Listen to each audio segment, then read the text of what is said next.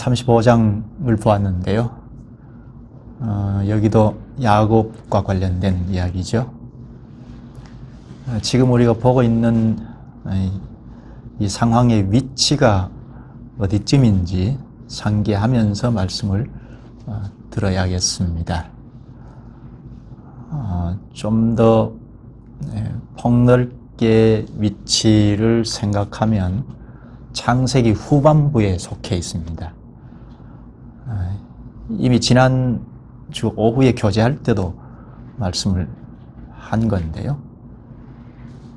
창세기 1장에서 11장까지가 전반이고 12장부터 50장까지가 후반이죠. 지금 후반 부분을 보고 있는데요. 후반부는 토대가 될 말씀이 창세기 12장 1절, 2절, 3절이라고 했죠. 하나님께서 아브라함을 불러내실 때 내가 너로 큰 민족을 이루게 하리라. 아브라함, 이삭, 야곱, 요셉, 언약의 자손으로 온 자들이 하나님 나라를 이루게 하리라. 혹은 국가, 교회를 이루게 하리라 하신 말씀이라고 했죠. 그리고 바로 이어서 너를 축복하는 자에게는 내가 복을 내리고 너를 저주하는 자에게는 내가 저주하겠다 하셨습니다. 이건 하나님께서 아브라함과 일치시켜서 하신 말씀이죠. 신약으로 말하면 그리스도와의 연합이죠. 이건 당시 언약민들 아브라함, 이삭, 야곱 언약 민족을 하나님께서 자기 몸처럼 생각하시기 때문에 축복을 선언하면 하나님 몸이니까 하나님께서 복을 주시고 저주하면 하나님이 저주를 내리신다 하신 겁니다. 이 언약이 출애굽기 19장에 가서 성취가 되죠. 그때 시내산 아래에 하나님이 불러 모으신 이스라엘 국가, 교회이죠. 이때 출범이 됩니다. 그러니까 12장, 창세기 12장 1절, 2절, 3절은 여기에 토대가 되어서 저기 출애굽기 19장까지 이어지죠. 우리가 지금 보고 있는 것은 창세기 12장에서 출애굽기 19장 요 안에 있는 내용인데 여러 사건들이 일어나는데 지금 야곱과 관련해서 보고 있습니다. 이 야곱에게 오늘 본문에서는 하나님께서 나타나셔서 베델로 올라가라 하시죠. 베델로 올라가라 하신 말씀이 무슨 뜻인지 우리가 익숙하게 알고 있는 내용이기는 한데요. 좀 더 본문으로 들어가서 복습할 겸 혹은 처음 대하는 분들은 또 말씀을 명료하게 알기 위하여 말씀을 듣겠습니다. 본문으로 자꾸 들어가서 본문의 상황을 이모저모 살피는 것이 필요합니다. 구절을 빼내와서 간단하게 정리하는 것은 썩 좋은 방법이 아니죠. 왜죠? 하나님의 말씀이 우리의 인식에 들어와서 토대가 되어야 말씀의 힘이 나오는 거죠. 그렇지 않으면 성경 구절을 쭉 빼와서 나에게 가지고 있으면 그걸 가지고 자꾸 이용하기가 쉽고 하나님의 말씀의 능력이 나오지 않습니다. 그러니까 본문의 상황, 본문의 정황들을 자꾸 이렇게 인지하고 가는 것이 필요합니다. 베델로 올라가라 하신 말씀, 이게 무슨 뜻인지 핵심적인 이 얘기 한다면 지금 세겜에 있거든요. 하란에서 가나안 땅에 돌아와서 야곱 일행들이 세겜 성읍에 거주하여 한 10년간 살았거든요. 그러니까 이건 옳지 않다. 과거에 베델에서 하나님이 언약의 말씀을 하셨고 야곱은 거기에 반응을 보이면서 서원까지 했는데 가나안으로 돌아오면 하나님 집이라고 하는 베델에서 하나님께 예배하겠다. 또 11절 바치겠다. 이런 서원을 했지 않습니까? 그러니까 신앙을 회복하기 위함이다. 야곱의 신앙을 개혁하기 위함이다. 아니면 본질로 돌이키기 위함이다. 베델로 올라가라 하는 말씀이 그러한데요. 그렇게만 생각하고 말면 우리에게 진정 말씀에 힘이 나오지는 않습니다. 그러니까 본문의 상황들을 좀 잘 살펴볼 필요가 있겠습니다. 베델은 약 한 30년 전쯤 되죠. 가나안 땅에 들어와서 세겜 성읍에서 10년 정도 살았다면 에서의 낯을 피하여 급히 도망을 치다가 한 사흘길쯤 가서 밤이 되어서 유숙하는데 들판에 노숙을 하죠. 그런데 꿈에 천홍역입니다만 꿈에 하나님 나타나셔서 언약을 하시지 않습니까? 그곳이 베델이니까.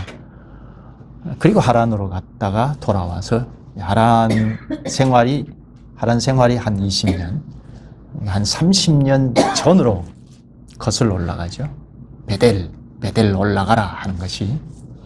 그때 하나님께서 하란으로 급히 에서의 낯을 피하여 가던 도중에 유숙할 때 하나님이 나타나셔서 언약하신 말씀.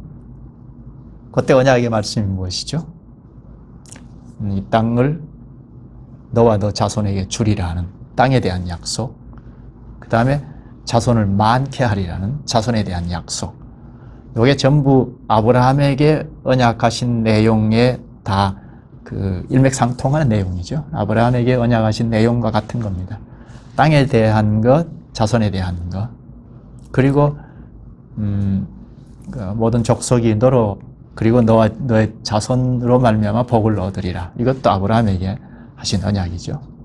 이렇게 언약을 하신 직후에 하나님이 너와 함께 하겠다, 너를 지키겠다, 무사히 돌아오게 하겠다는 약속을 해 주셨습니다. 그래서 야곱이 이 언약의 말씀을 듣고 아주 힘을 얻어서 나 혼자인 줄 알았더니 하나님께서 함께 하신다. 이런 힘을 얻어서 서약을 하죠. 서원을 하죠. 여기가 베델이 되겠다, 하나님의 집이 되겠다 했고, 그리고 무사히 돌아오게 약속하신 대로 무사히 돌아오게 하시면 내가 10의 하나를 바치겠다 하는 서원을 한 거죠. 자, 이렇게 서원하고 하란으로 갔다가 20년 살다가 돌아왔습니다. 가나안 땅에 들어왔습니다. 그런데 거기에서 정착해서 산 지역은 세겜 성읍입니다. 세겜 성읍에서 한 10여 년간 살았거든요. 그러다가 큰 사건이 터집니다. 언약할 때, 하나님께서 언약하신다 할 때 그 언약의 핵심이 무엇이라고 했죠? 하나님께서 너희 하나님 되어주겠다 하는 거죠. 그 야곱에게 베델에서 너와 함께하고 지키겠다, 무사히 돌아오게 하겠다 하신 언약을 하시지 않습니까? 언약의 핵심이 하나님이 되어주시겠다는 것, 그리고 너는 순종하라는 거죠. 야곱에게 함께 하겠다, 무사히 돌아오게 하겠다고 약속하신 대로 가나안 땅에 돌아오게 됐죠. 그런데 야곱은 순종치 않고 있다는 것. 세겜 땅에 머물러 있잖아요. 하나님은 약속을 지키셨는데 야곱은 아직도 베델로 가지 않고 있습니다. 세겜 땅에 거주하면서 아마 여기에서 그냥 즐겁게 생활하고자 했던 것 같습니다. 그때 한 10년째 될 때 사건이 하나 터졌습니다. 무슨 사건이죠? 요거는 앞으로 돌아가요. 34장으로 돌아가야 하는데요. 야곱의 딸 디나 사건이죠. 디나가 히위 족속의 추장 세겜에게 강간을 당한 겁니다. 이 일 때문에 이 디나의 오라버니 시므온과 레위가 이 세겜 성읍 남자들을 모조리 학살해 버립니다. 이게 큰 죄이죠. 더더욱이 큰 문제는 하나님께서 제정하신 성례를 이용했다는 건데요. 성례인 할례를 이용한 겁니다. 너희들은 할례를 받지 않은 족속이기 때문에 디나를 줄 수 없다. 할례를 받으면 주겠다는 이런 조건을 내세웠는데요. 이 시므온과 레위가 실제로 너희 동생을 주려고 했던 게 아니고 할례를 이용해서 이 사람들이 할례를 받자, 할례를 받으면 한 일주일간 힘을 쓰지 못하잖아요. 그때 공격을 해서 다 죽여버렸습니다. 세겜 남자들을 다 죽여버렸습니다. 거기서 멈추지 않고 세겜 성읍의 노약자들을 착취하고 약탈하고 노약자들을 약탈하고 가축까지 약탈해 왔습니다. 이건 큰 죄죠. 엄청난 죄이죠. 자, 이런 일이 있었다는 것은 이제 보복할 상황을 만들었다는 겁니다. 이제 가나안 원주민들이 공격하게 생겼습니다. 공격하면 이제 야곱의 일행들은 다 멸망받을 수밖에 없는 그런 상황에 처해 버렸습니다. 그러니까 도망을 쳐야죠. 그런데 큰일입니다. 어디 도망갈 데가 없습니다. 다급해졌습니다. 어디로 가야 할지 진퇴양난입니다. 더더욱이 여기 야곱 가족 내부의 갈등이 고조되었습니다. 야곱이 아들 시므온과 레위를 불러다 놓고 책망을 하자 아들이 대듭니다. 아니 아버지는 디나를 이 세겜 이 사람이 장녀 다루타는데 그냥 가만히 있어야 되겠느냐고 하고 대들었습니다. 문제는 아버지 야곱이 문제입니다. 아니 너희들 때문에 이제 원주민들과 잘 지낼 수 없게 됐다 하는 식으로 책망을 합니다. 야곱은 세겜에 잘 머물러서 10년간 살았으니까 세겜 사람들과 잘 지내보고자 한 겁니다. 그러니까 완전히 불신자로 그냥 행복하게 살 생각을 했던 것 같습니다. 디나를 욕보인 세겜, 그 성읍의 추장인 세겜, 그리고 그의 아버지인 하몰이 같이 찾아와서 디나를 달라 함께 통혼하자. 그래서 큰 나라를 이루자 제안을 했을 때도 야곱은 거부하지 않았습니다. 그러니까 얼마나 느슨해져 있는가 하는 것을 알 수가 있죠. 그러니까 결국은 세겜 성읍 남자들을 다 모조리 살해하고 노약자를 약탈했으니까 이제는 가나안 원주민들에게 공격을 받게 됐습니다. 침공하면 이제 다 멸절할 겁니다.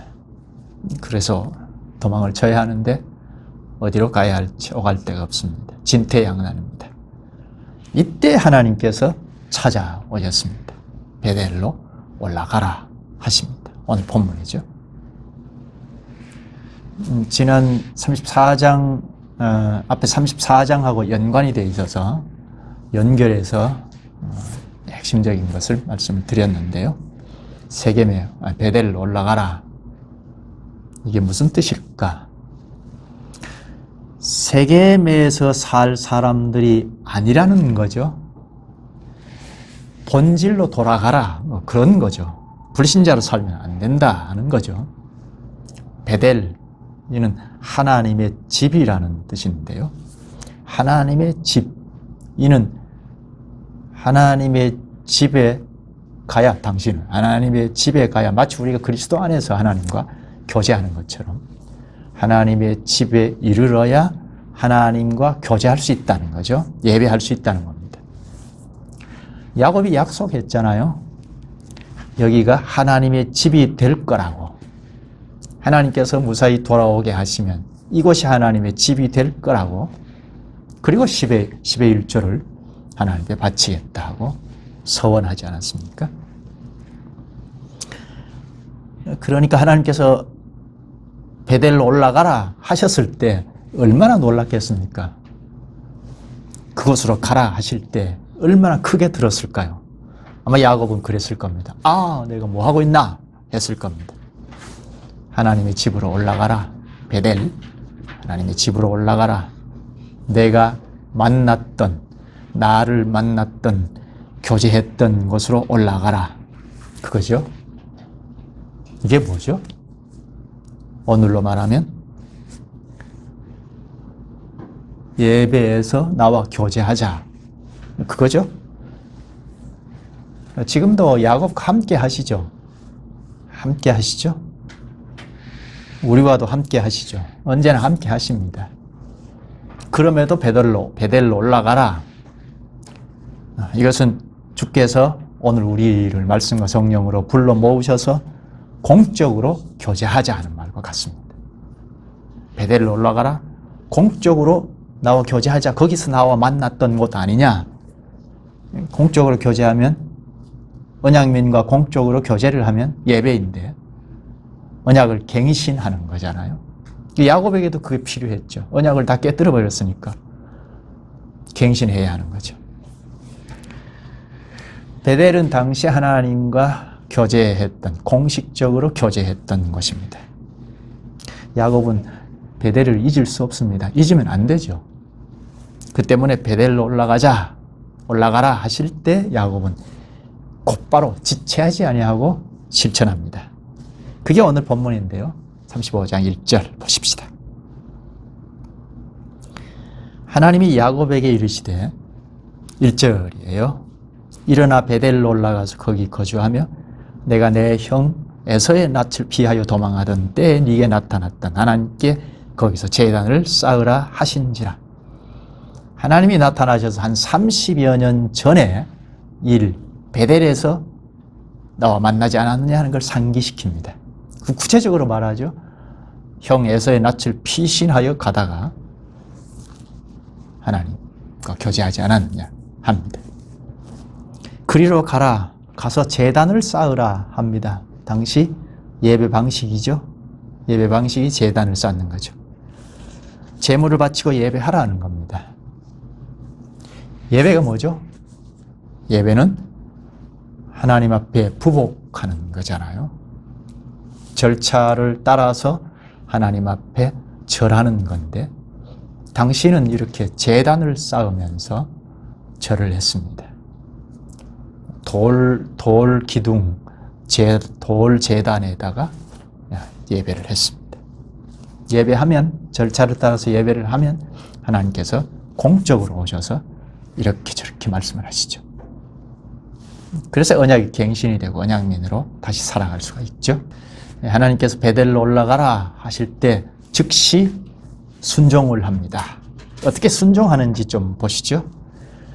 야곱이 이게 무슨 뜻인지 알고 있기 때문에 순종을 하는데요. 2절에 야곱이 이에 자기 집과 사람과 자기와 함께한 모든 자에게 이르되 너희 중에 있는 이방 신상들을 버리고 자신을 정결하게 하고 너희들의 의복을 바꾸어 입으라. 여기 야곱이 베델로 올라가기 위하여 즉시 취한 태도인데요. 3가지 명령을 하죠. 이방 신상들을 버려라. 자신을 정결하게 하라. 의복을 갈아입으라. 옷을 갈아입으라 하죠. 이게 뭐죠? 3가지. 첫째, 이방 신상들을 버려라.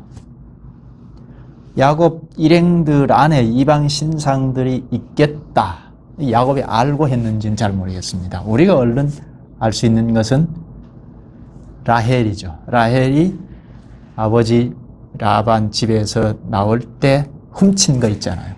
드라빔. 이건 아버지 가정의 수호신이었죠. 그 수호신 신상을 훔쳐가지고 왔잖아요. 라반이 야곱 일행들이 이제 급히 도망을 쳤을 때 막 쫓아와서 드라빔을 내놔라 하고 샅샅이 뒤졌죠. 그때 라헬이 지혜를 동원해서 낙타 한 장 밑에 숨겨뒀잖아요. 그게 이방 신상이니까 그걸 버려야 하겠죠. 우리가 생각할 수 있는 건 그건데요. 또 하나 생각할 수 있는 것은 야곱 종들이 하란에 있을 때 20년 생활할 때 종들, 그 종들이 가지고 온 신상들일 수도 있겠다. 또 세겜에서 약탈을 했잖아요. 약탈을 할 때 노약자들을 포로로 데리고 왔잖아요. 그러니까 그들이 가지고 있는 신상들일 수도 있겠다. 이런 신상들을 다 버려야겠다는 겁니다. 여기 이방 신상, 이 말은 직역하면 그 낯선 신들입니다. 드라빔, 또 하란의 신상들, 또 세겜의 신상들, 이건 야곱에게는 매우 낯선 신이죠.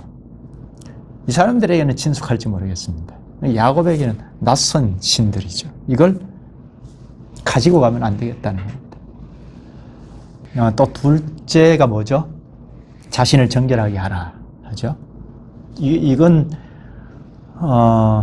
우리가 다 할 수는 없는데요. 깨끗하게 해야겠다, 부정하지 않아야겠다는 것인데, 나중에 모세 때에 와서 국가교회가 출범할 때 정결 규례가 여기에서 나왔습니다. 결례 의식인데요. 이것이 신약에 와서 예수 그리스도의 피로 정결케 되는 것을 말하죠. 그리스도의 십자가의 대속의 은혜로 우리가 깨끗하게 되잖아요. 근데 당시는 예수 그리스도를 멀리 보고 있으니까 그 당시 수준껏 이렇게 가르쳐 준 거라고 볼 수 있습니다.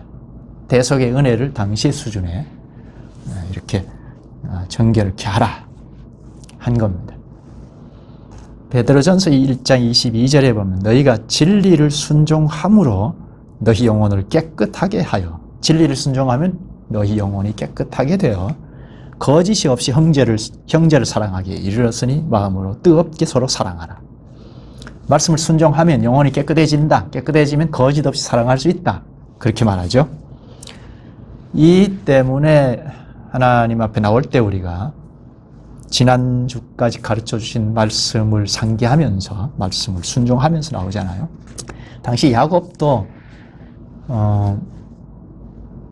그 당시 수준에서 명령한 거라고 보여지죠. 정결하게 하라, 말씀을 순종하자, 뭐 그런 것이겠죠. 또 하나는 셋째, 야곱은 옷을 바꾸어 입으라 하고 명령합니다. 옷을 갈아입는다.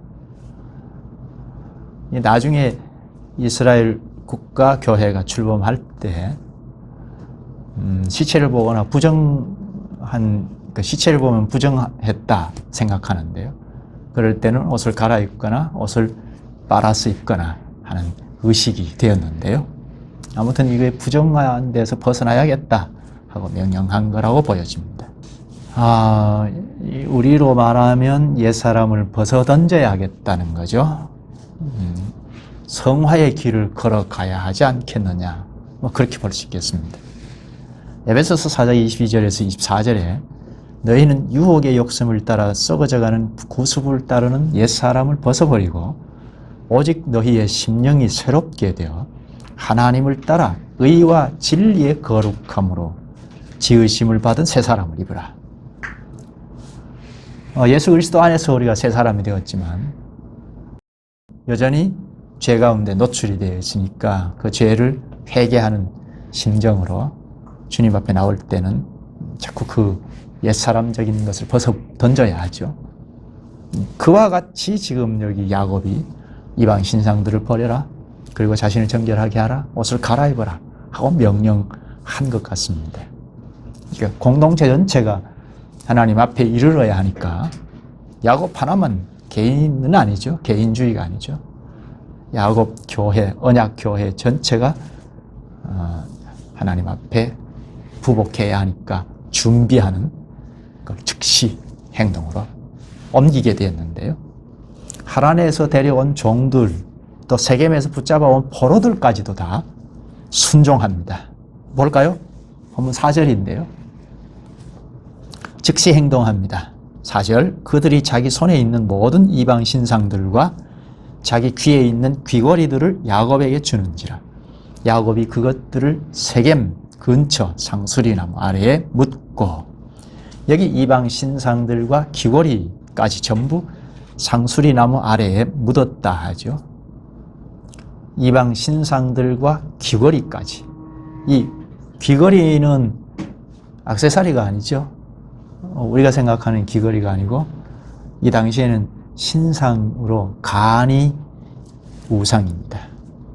귀에 이렇게 부착해서 여기에 악귀를 몰아내고 그리고 행운을 가져다 준다고 생각한 것 같습니다. 이것도 우상이죠. 이방 신상들과 귀걸이까지 전부 여기 상수리나무 아래에 묻었다 합니다. 이건 상수리나무 아래에 다 묻어버렸다. 이건 옛 사람을 벗어 던졌다. 옛 부패한 사람을 묻어 장사했다는 겁니다. 로마서 6장에 그러죠. 그리스도와 연합의 세례를 가르칠 때 그리스도와 함께 죽고 그리스도와 합하여 장사 지냈고 하죠. 이 당시 수준에서는 이렇게 신상들을 다 상수리나무 아래 묻었다. 이건 부패한 옛사람을 묻어서 장사했다라고 볼 수 있습니다. 이게 다 예배에 참여하기 위함이죠. 예배를 준비를 이렇게 합니다. 야곱은 이제 서둘러서 3절에 우리가 일어나 베델로 올라가자 합니다. 서두른 이유는 무엇이죠? 하나는 세겜 성읍 사람들, 그 원주민들, 세겜뿐만 아니라 거기 가나안 원주민들이 이제 공격해 올 가능성이 매우 짙으니까 빨리 피신해야 하는 것.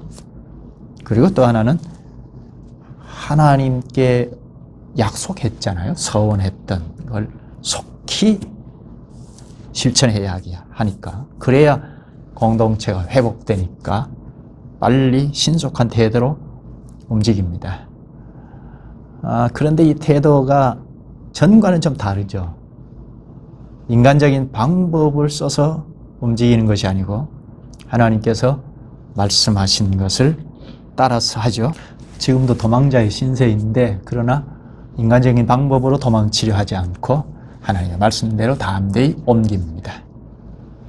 옛사람을 다 상수리 나무 아래에 묻어버리고 잘못된 믿음을 고쳐먹고 세겜을 떠나서 베델로 향합니다. 그런데 이상한 것은 가나안 원주민들이 하나도 공격해 오지 않습니다. 왜일까요? 하나님이 거기에 지켜주시는 거죠. 5절에 말합니다. 그들이 떠났으나 하나님이 그 사면 고울들로 크게 두려워하게 하셨으므로 야곱의 아들들을 추격하는 자가 없었더라. 배후에 하나님께서 야곱의 일행들을 크게 두려워하게 했다는 겁니다.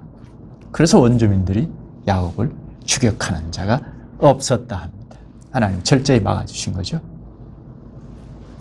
무사히 베델에 도착한 야곱은 제단을 쌓고 예배를 드립니다. 여기에 신앙 회복, 언약 갱신 관련되어 있죠. 한번 7절을 볼까요? 그가 거기서 제단을 쌓고 그곳을 엘베델이라 불렀으니 이는 그의 형의 낯을 피할 때 하나님 거기서 그에게 나타나셨습니다. 에서의 낯을 피할 때에 나타나신 그곳에서 제단을 쌓았습니다. 예배했습니다. 당시 예배 방식이라고 했죠. 돌로 제단을 쌓은. 오늘 제단이라고 말하면 안 되죠. 그리스도 안에서 그리스도께서 십자가에서 단 한 번에 완전한 제사를 드렸는데 우리가 또 뭐 제단을 쌓는다 이건 좀 맞지 않는 말이죠. 제단을 쌓고 엘베델이라고 했어요. 엘베델, 엘 하나님, 베델은 하나님의 집이죠. 그러니까 베델의 하나님이라고 한 겁니다. 친밀한 교제, 친밀하게 교제한 하나님을 강조하여 베델의 하나님이라고 했습니다. 야곱이 환난 가운데 있을 때 구원해 주셨고 과거에 서원했던 걸 이행할 수 있게 하신 하나님을 기억하면서 엘베델이라고 했습니다. 이게 야곱의 신앙 고백이죠. 친밀하게 교제하신 하나님을 강조하여 고백한 겁니다. 하나님과 친밀한 교제를 회복한 거죠. 이제 신앙이 회복되었습니다.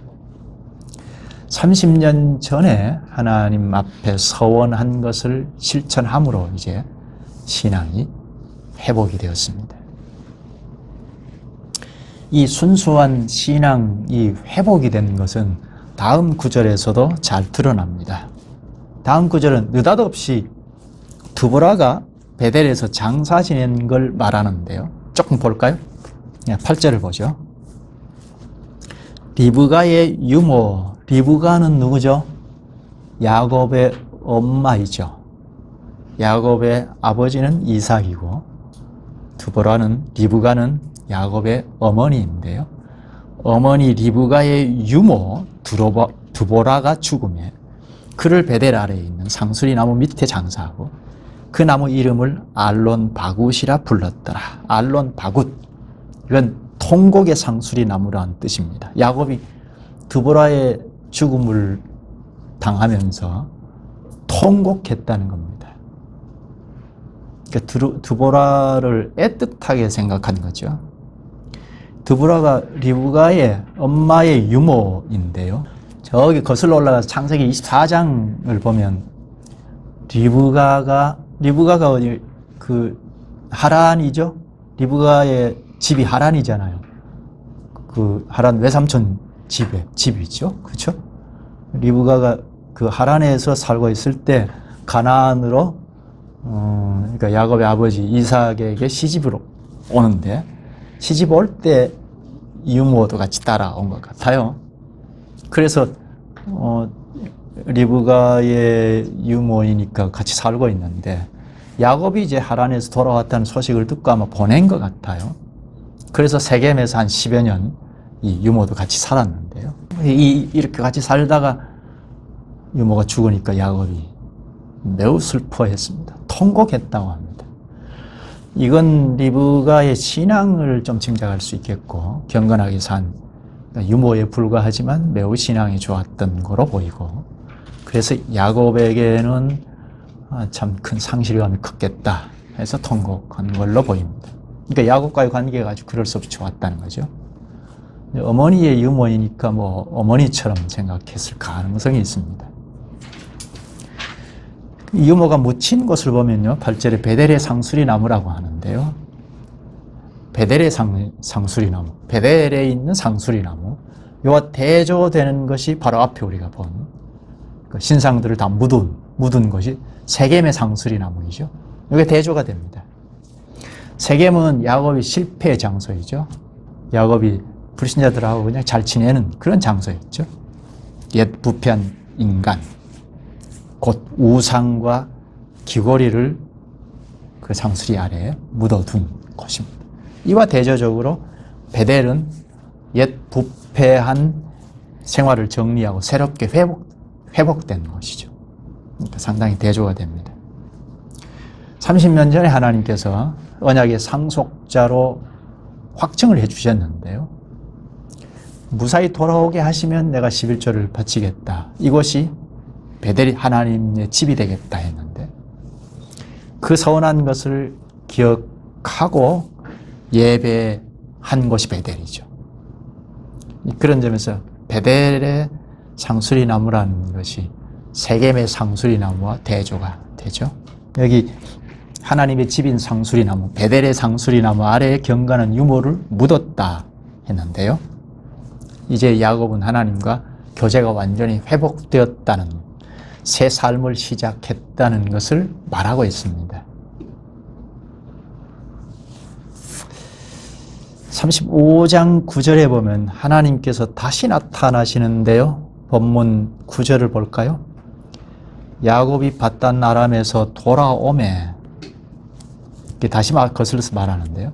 하나님이 다시 야곱에게 나타나서 그에게 복을 주시고 밧단 아람에서 돌아오매 하는 이 표현은 하나님께서 비로소 야곱의 귀향을 공식적으로 인정했다는 겁니다.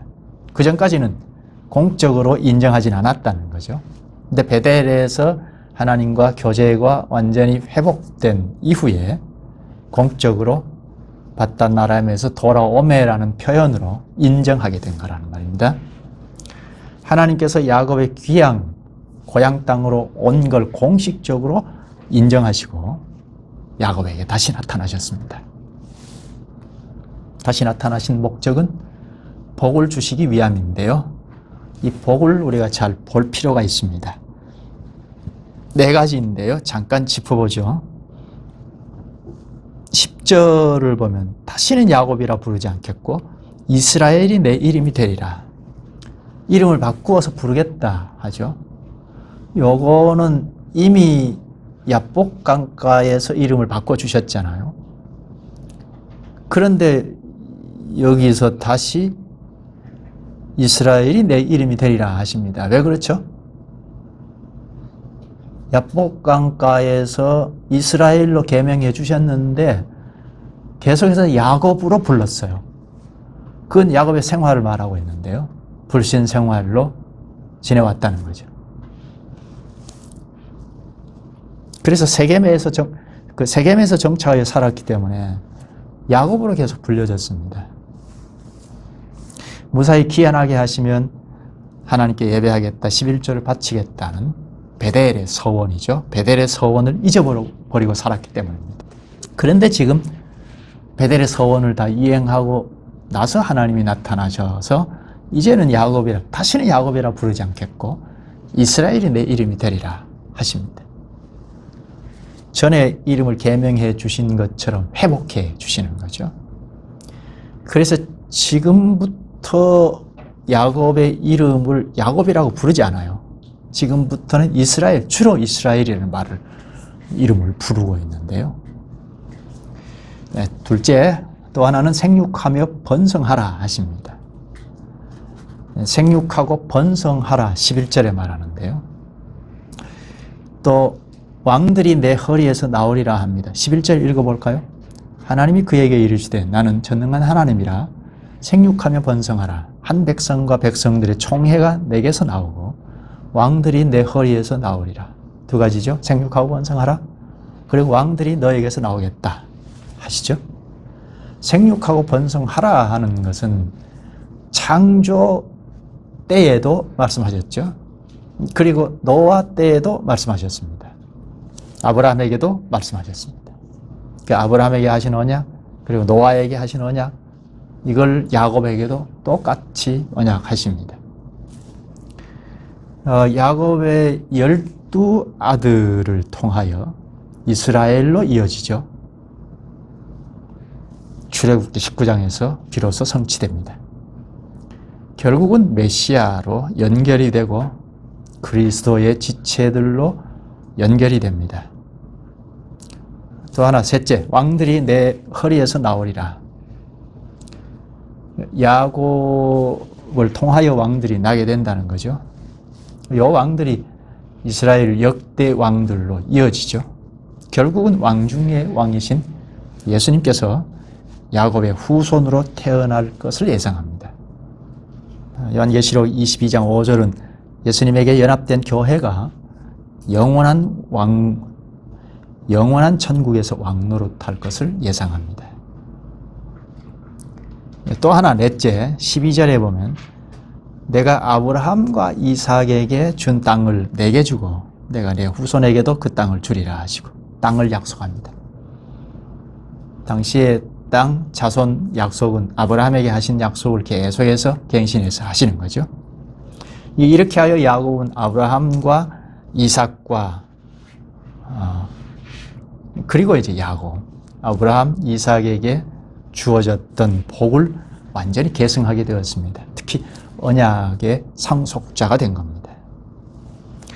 계명한 것, 생육하고 번성하라는 것, 왕들이 날 거라는 것, 그리고 땅, 자손에 대한 약속.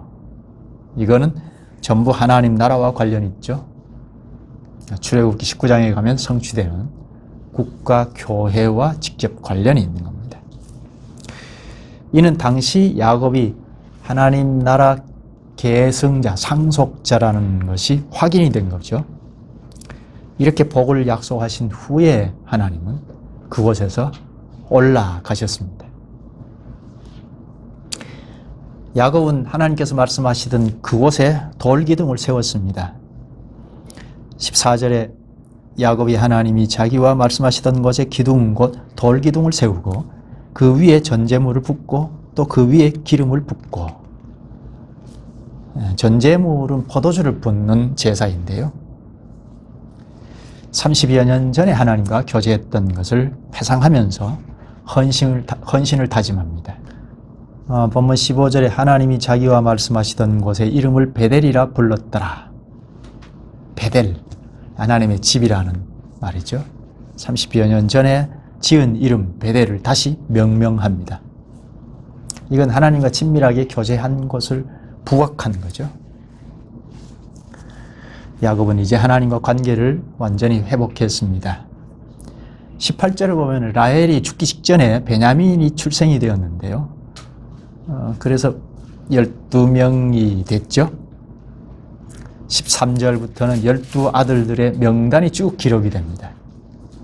12아들이 이스라엘 국가교회 대표자들이 되죠. 대표자의 명단이죠. 야곱은 이제 아브라함과 그리고 이삭으로 내려온 하나님 나라를 이어받았습니다. 이제 잘 계승하고 있음을 말합니다. 그동안 한 20년, 30년 동안 이렇게 배회했던 곳에서 이제 완전히 제자리를 잡았죠. 베냐민의 출생으로 이제 이스라엘 민족을 대표할 12아들이 다 이루어졌습니다. 여기 27절이 또 중요한 구절인데요. 27절을 볼까요? 야곱이 기랏 아르바의 마므레로 가서 그의 아버지 이삭에게 이르렀으니 기랏 아르바는 곧 아브라함과 이삭이 거류하던 헤브론이더라. 아버지 이삭이 헤브론에 머물러 있다고 했는데 그 헤브론에 이 야곱의 일행들이 다 갔습니다. 요거는 야곱이 이제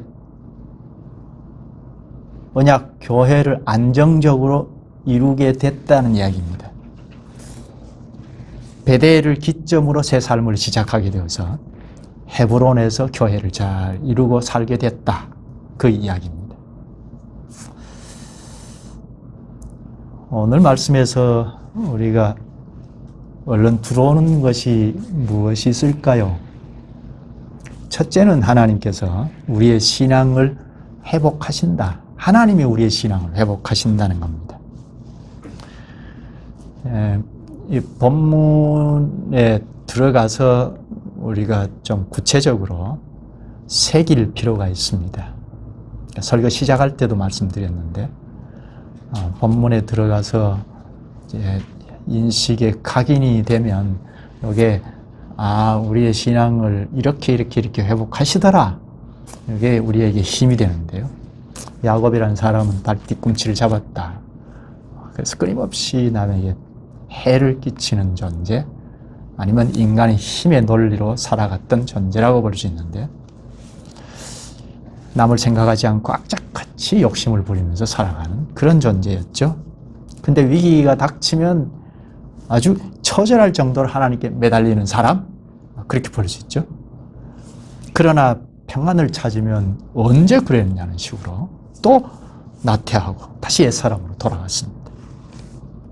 그러나 이런 야곱도 하나님은 버리시지 않으시고 언약의 계승자로 삼아 주셨다는 겁니다. 그러니까 하나님에게 있죠. 주인공은 야곱이 아니고 하나님이죠. 세겜의 대학살이라는 징계, 그리고 베델로 올라가라는 촉구를 통하여 야곱을 이렇게 돌이킵니다. 마침내 신앙의 본질로 돌이켜 놓았습니다. 본질로 돌아간 야곱은 마침내 베델 서원을 다 이행하죠. 그래서 언약을 재확증하고 교회를 안정적으로 이루는 복을 얻게 됩니다. 여기에서 한없이 부족한 사람을 하나님께서 열심으로 돌이켜놓고 회복해 가시더라 하는 겁니다. 하나님의 열심을 볼 수가 있습니다. 오늘 우리도 뭐 크게 다르지 않죠. 하나님의 과분한 은혜로 낙오하지 않고 살아간다 하는 거죠. 또 하나 우리가 생각하지 않으면 안 될 것은 야곱이에요. 야곱의 반응이죠. 하나님이 멱살을 딱 잡아서 기계적으로 쓰시는 법이 없으니까 하나님 말씀을 하시는데 그 말씀을 야곱은 크게 들었다는 거, 말씀을 듣는다는 거, 이게 중요하죠. 바로 공동체가 다 함께 온갖 우상을 다 묻어버렸다 하는, 이건 야곱을 칭찬할 만하죠. 오늘 우리도 이건 우리가 생각할 점이죠. 하나님이 아무리 말씀하셔도 우리가 반응이 없으면 하나님 내버려 두시죠. 그래서 지난번에 우리가 본 말씀이지만 야곱이 그런 기회를 주지 않으니까 하나님은 그냥 지켜보고 함께 하시기만 하신 거죠. 그런데 말씀을 하셨을 때 이건 아니구나 하고 반응을 보였다는, 이건 칭찬할 만합니다. 여기까지 할까요? 자비하신 주님, 주님께서 언약을 하시고 또한 순종하게 하셔서 언약민의 자리에서 나고하지 않게 하시는 것을 가르쳐 주시옵나이다. 당시 야곱을 부르셔서 남의 발목을 잡는 데서 벗어날 수 없는 그런 연약한 곳에서 늘 건져주심으로 당시 언약의 상속자의 계통을 이어가게 하신 주님, 오늘 저희에게도 은혜를 늘 베푸시옵나이다. 그때 힘겨운 상황이 빠질 때마다 주께서 베델로 올라가라 하심으로 공적으로 주님의 말씀을 듣게 하시고 교제케 하시고 언약을 갱신하게 하심으로 저희가 참여한 자리가 늘 하나님 나라의 한 부분임을 알게 하시옵나이다. 오늘도 주님 앞에서 교제하게 하신 것처럼 삶의 현실에서도 늘 그리스도와 함께 교제하는 삶이 끊어지지 않고 이어지게 하여 주시옵소서. 예수님의 이름으로 기도하옵나이다. 아멘.